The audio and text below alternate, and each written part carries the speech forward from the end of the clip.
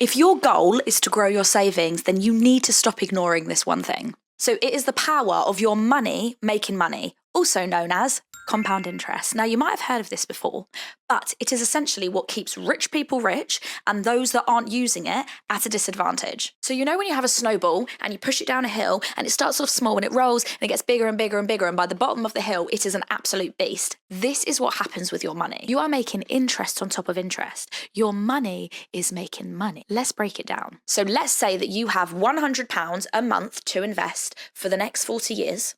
And that you are going to make an average annual return of 8%. Now, the reason why I used 8% for the example is because from 2000 to 2024, the S&P 500 has returned on average 9.4%, including dividends. So we're going to say 8% just to be conservative. So 40 years later, your investment portfolio would be approximately worth £350,000. Now, you have only contributed £48,000 of your own money over the 40 years.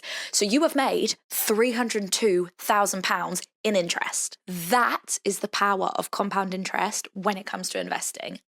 We love to see it.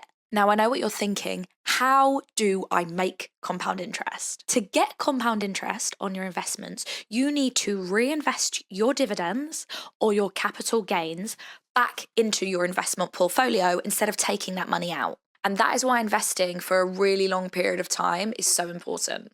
And compound interest gets really impactful around the 19 to 20 year mark. So let's take a little look at this graph. As you can see, the red is the money that you have put in over the years. The orange is the money that you have accrued in interest. And you can see around the 15 to 20 mark here, you have started making more in interest than you have the money that you've even put in. So the sooner you start investing, the more time you have for your investments to grow. Now, it's really important to know that the numbers that I've given you are just an overview because we cannot actually predict the future return of our investments. And also, you'll never just get a steady increase year on year. So when we look at the stock market, we need to consider how the value of our investments are going to go up as well as down. So with the example that I gave you about the S&P 500 return over the last 24 years, it is not that every single year there was a 9.4% increase. It was that one year there could have been a 20% gain. The following year there could have been a 7% loss. The following year there could have been a 9% gain. The following year there could have been a 3% loss. You get the picture. But it is literally an average